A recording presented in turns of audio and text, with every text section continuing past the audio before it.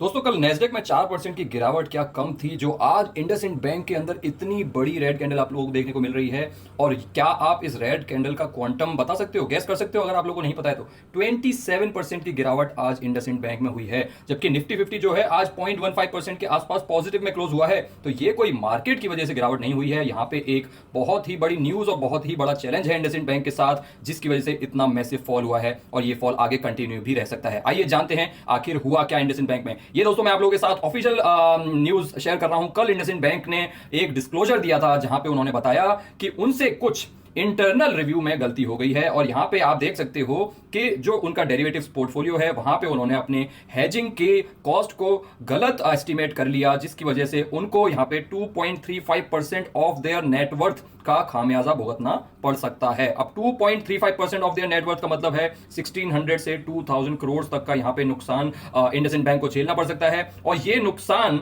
ये अपने पीएनएल में लेकर के जाएंगे नेक्स्ट क्वार्टर के जब भी रिजल्ट्स आएंगे। अब जब पीएनएल में इतना बड़ा लॉस देखने को मिलेगा तो आपको वहां पे जब वाई वाई कंपैरिजन करोगे, क्वार्टर ऑन क्वार्टर कंपैरिजन करोगे तो वहां पे फॉल नजर आएगा। मार्केट वेट नहीं करेगी, क्वार्टर फोर के रिजल्ट्स आएंगे, रिजल्ट्स फॉल होंगे, तब स्टॉक फॉल होगा। मार्केट को पहले ही पता चल गया है यहाँ पे कि ये आगे चल करके लॉस क्वार्टरली रिजल्ट्स में आने वाला है, उसको आज ही फैक्टर इन करने की कोशिश की गई है। लेकिन दोस्तों मैं आप लोगों को बता देता हूं, ये सिर्फ और सिर्फ 1600 से 2000 करोड़ की बात तो है ही नहीं। ये इस पैसे की बात नहीं है, ये बात है यहाँ पे कॉर्पोरेट गवर्नेंस की। कॉर्पोरेट गवर्नेंस का इश्यू स्पेशली बैंक्स में बहुत ज्यादा सीरियसली लिया जाता है, बहुत ज्यादा बड़ा रेड फ्लैग माना जाता है। और यहाँ पे ये चूक कैसे यहां पे अकाउंटिंग में हो गई इंडसइंड बैंक से, इस पे एक क्वेश्चन मार्क उठ रहा है, जो कि कॉर्पोरेट गवर्नेंस को दर्शाता है कि उसके ऊपर क्वेश्चन मार्क को लगाता है। अब आप यहां पे देख सकते हो जो स्टॉक है पिछले एक साल में 42% से 45% तक गिर चुका है। और इससे कंप्लायंस के ऊपर कि इंटरनल जो कंट्रोल है और जो कंप्लायंस है वो एक बहुत बड़ा क्वेश्चन मार्क उठा रहे हैं, जिसकी वजह से यहां पे इतना बड़ा फॉल हो रहा है, ना कि सिर्फ और सिर्फ 1600 से 2000 करोड़ के नुकसान की वजह से। क्योंकि वो जो नुकसान है उसकी भरपाई तो आगे चल करके हो जाएगी, उसकी वजह से कुछ गिरावट हो सकती थी।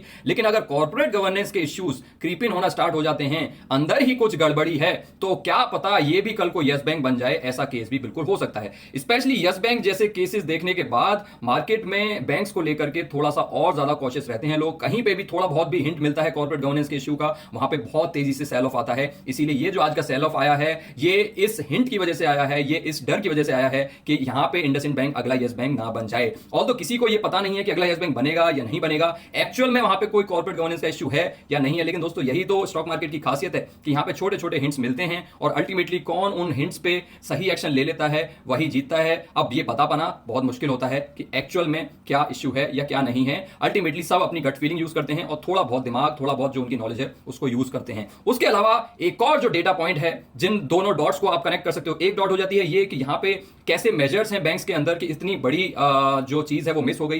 दूसरा यहां पे आरबीआई ने उनके सीईओ को 3 साल का एक्सटेंशन देने की वजह सिर्फ 1 साल का एक्सटेंशन ही दिया है। उन्होंने मांग की थी 3 साल की, लेकिन 1 साल का एक्सटेंशन आरबीआई ने दिया है। अब आरबीआई ने ऐसा क्यों किया? आरबीआई ने ऐसा इसलिए किया क्योंकि आरबीआई को भी इनके सीईओ पे बहुत ज्यादा भरोसा नहीं है। उनको लगता है कि इनकी लीडरशिप के अंदर कुछ ना कुछ गड़बड़ चल रही है बैंक के अंदर, और यहां पे इसीलिए एकदम से तो हटा नहीं सकते। अगर यहां पे आरबीआई कहता कि आज से ही हट जाओ तो भाई बैंक के लिए भी दिक्कतें हो जाती। और ना ही उन्हें 3 साल के लिए रखना चाह रहा है आरबीआई, 1 साल की मोहलत दी है उन्हें अपना जो टेन्योर है उसको एक्सटेंड करने के लिए। और ये जो डिस्क्रिपेंसी की हम बात कर रहे हैं, ये पिछली फॉरेक्स ट्रांजैक्शंस जहां पे बैंक ने अंडर एस्टिमेट कर ली थी हेजिंग कॉस्ट, उससे रिलेटेड है।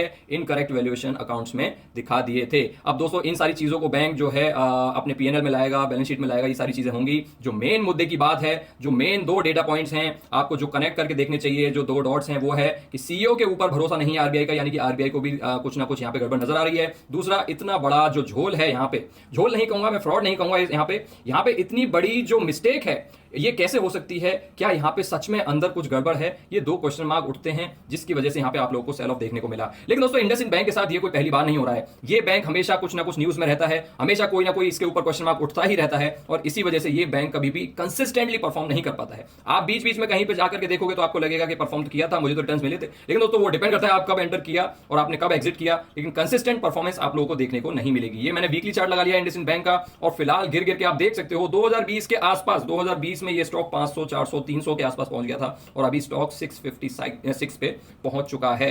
अपने 2020 के लोज के इतना क्लोज जाना ये दर्शाता है कि ये बैंक हमेशा न्यूज से घिरा रहता है, हमेशा कॉर्पोरेट गवर्नेंस के इश्यूज इससे लगे रहते हैं। वो अल्टीमेटली प्रूव होते हैं या नहीं होते हैं वो तो आगे आने वाले समय में ही पता चलता है, लेकिन अल्टीमेटली ये HDFC bank, ICICI bank, Kotak Mahindra bank जैसा नहीं है जहां पे ऐसी कोई न्यूज आपको कभी सुनने को नहीं मिलती है। इसलिए ये जो स्टॉक है ये है हाई रिस्क हाई गेन्स वाले लोगों के लिए। और इनफैक्ट दोस्तों मैं तो हाई रिस्क हाई गेन में भी नहीं डालूंगा इसमें, क्योंकि गेन्स तो शायद ही कभी मिलते हैं, लेकिन हाई रिस्क इसमें हमेशा रहता है। तो यहां पे आप देख सकते हो जिस तरीके से इसकी पिटाई हो रही है, 2020 में भी इसमें कुछ ना कुछ इश्यूज थे और इस तरीके के इश्यूज आते रहते हैं। इसका बहुत ज्यादा एक्सपोजर था वोडाफोन आइडिया में भी, जहां पे वोडाफोन के बंद होने के आसार नजर आ रहे थे। तो दोस्तों मेन कारण क्या है गिरावट का? मेन कारण 1600 से 2000 करोड़ का नुकसान नहीं है जो गलत एस्टिमेट कर लिया है। मेन कारण है कॉर्पोरेट गवर्नेंस के ऊपर सवाल उठना, कंपनी कैसे ऑपरेट कर रही है उसके ऊपर सवाल उठना। और ये कोई नॉर्मल कंपनी नहीं है, ये है एक बैंक, पैसे का लेन देन है और पैसे का लेन देन जहां होता है वहां पे ऐसे क्वेश्चंस और ऐसे डर सबसे पहले आते हैं और लालच भी वहां पे सबसे पहले आता है। इसी वजह से इंडसइंड बैंक की इतनी धुलाई हुई है और मेरा ये मानना है दोस्तों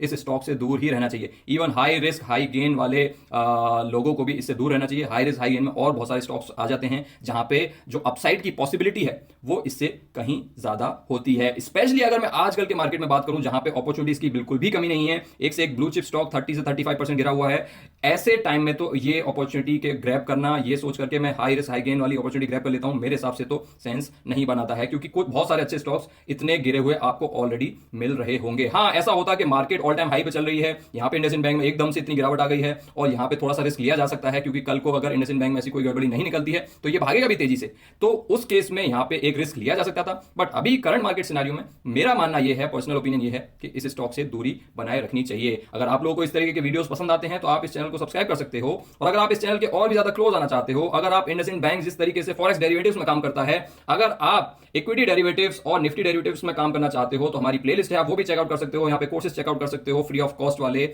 और हमारे चैनल के और भी ज्यादा क्लोज आ सकते हो। Thanks for watching guys, I will see you next time.